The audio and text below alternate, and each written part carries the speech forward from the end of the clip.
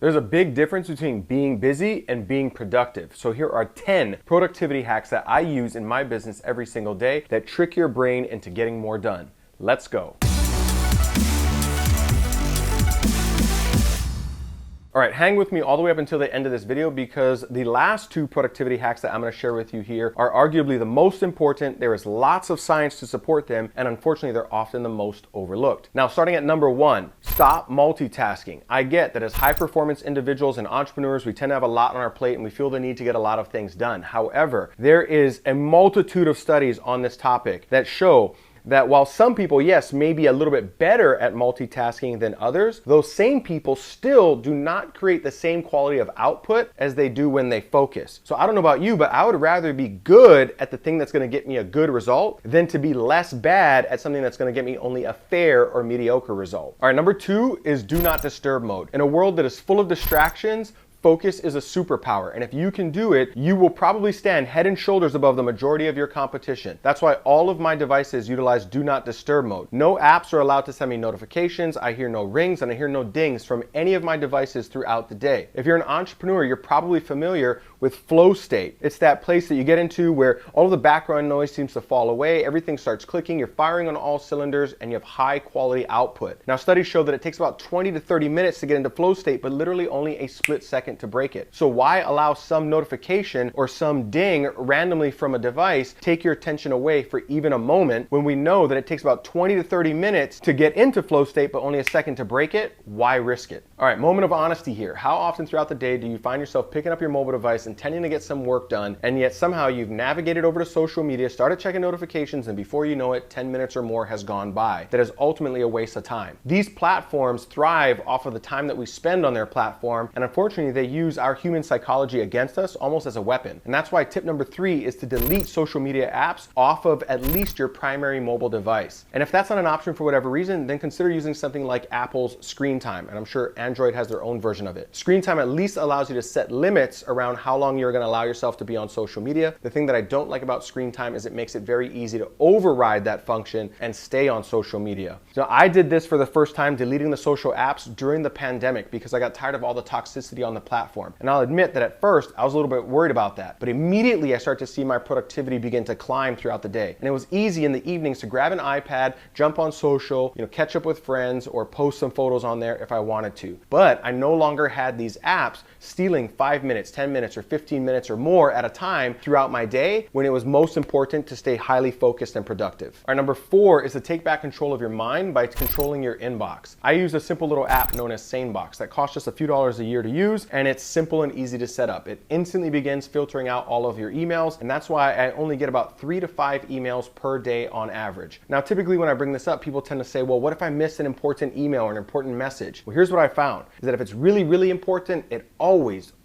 somehow eventually finds its way to me. But at the end of the day, if you're checking your inbox and all of a sudden responding to somebody else's email that you weren't planning on, now you are on their agenda and their schedule. And I can't afford throughout my day to be on other people's schedules. Instead, it's going to be critical that I stick to my own. All right, number 5 is about really helping your brain prioritize the tasks that you have on your list every day. So what I do in the mornings is start with an urgent and important matrix. Take out a piece of paper or an iPad, draw a line down the middle from top to bottom, and then again from left to right, breaking it into 4 quadrants. In the top left corner, I'm going to have the things that are important and urgent. That means that they are critical to the longevity of the business and they have a deadline. In the quadrant right next to it, I'm going to have the things that are important but not urgent. They're critical to the longevity of the business, but they don't have a deadline. In the bottom left quadrant, I'm going to have the items that are urgent but not important. They have a deadline, but they're not critical to the lifeblood of the business. And the bottom right quadrant, we're going to have the items that are neither urgent nor important. You'll be surprised how many things end up on your task list or your calendar that are really neither of those two things. Now, the point in all of this is to make sure that we never sacrifice what's important for what's urgent, which oftentimes happens in business. Because something has a deadline or is critical right now, we sacrifice something that is really important for the longevity of the business to solve a problem that exists right now. This will help us prevent from making that happen. Then I want to work through those quadrants in the same order. If it's important and it's urgent, that goes first. If it's important but not urgent, that goes second. And then typically everything down below on the second half of the paper, I either want to delegate it or delete it. I either want to hand it off to somebody else on my team or I want to get rid of it altogether. All right, number Number 6 is about meetings. Arguably, nothing drains the lifeblood out of an entrepreneur more than seeing a calendar full of meetings. And oftentimes people fall for the illusion that meetings are moving the business forward when, be honest, nothing is moving forward in the business when you're on a meeting. And if you're in a high growth business, you'll tend to have team members who are having meetings about meetings, wherein it's like, hey, let's get together and have a conversation about that meeting coming up later this week so we can be on the same page. Forget all of that. In my business, we've instituted what we call modern meetings. And that means that outside of our weekly stand-up meeting or my weekly meeting with my executives where we go over KPIs, every other meeting must adhere to the modern meeting guidelines. And here's what they are. If somebody wants a meeting, they have to fill out a modern meeting request form. On that form, they tag all of the people that they feel are important to have on the meeting. And they can only tag people that are a direct stakeholder in the decision that's been made or is about to be made. As well, they are required to attach all of the relevant KPIs and information that are either driving the decision or will be impacted by the decision, as well as a clear explanation about how the decision is going to impact those KPIs. Furthermore, they are required to identify whether it's a meeting about collaboration or conflict. Conflict means that we're about to make a decision that impacts other departments, so let's all put our heads together and figure out what's the best decision to come up with. Collaboration means a decision has already been made, and now it's going to take all of us collaborating to execute on it. Now, everybody who comes to the meeting must do a couple of things. First, they must feel like they actually have value to add to the meeting. If not, they are required to decline the meeting. Second, if they are going to attend, they need to make sure they're up to speed on all of the documentation that went along with the meeting to ensure that they come prepared to have a conversation. That means we don't spend 20 minutes getting everybody up to speed. Instead, we can dive right in, get to the heart of the matter, and get the meeting over with as fast as possible so we can get back to executing.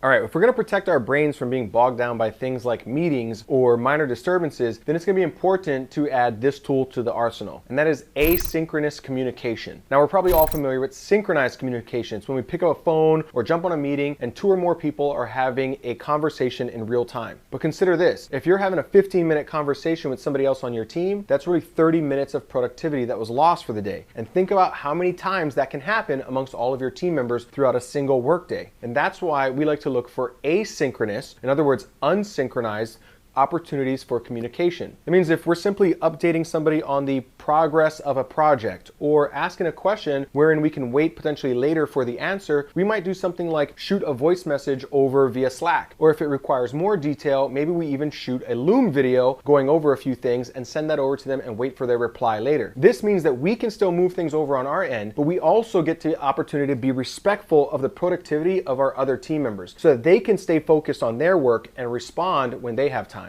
Another great tool for freeing up some additional mental bandwidth is actually a principle that I got from Jeff Bezos. It's called disagree and commit. On my team, we recognize that for every critical decision, there can only be one decision maker who's going to be responsible for making the decision and seeing it through. That means that we might all be asked for our input on the topic, but we surrender to the idea that one person is ultimately going to make a decision and take responsibility for it. Now, we're not married to the idea that we all have to agree. In fact, even if we disagree, we're still willing to fully commit to helping execute on the decision that's ultimately made. Now, nobody's sitting around trying to argue and fight for their need to be right. Instead, they're willing to commit even if they disagree.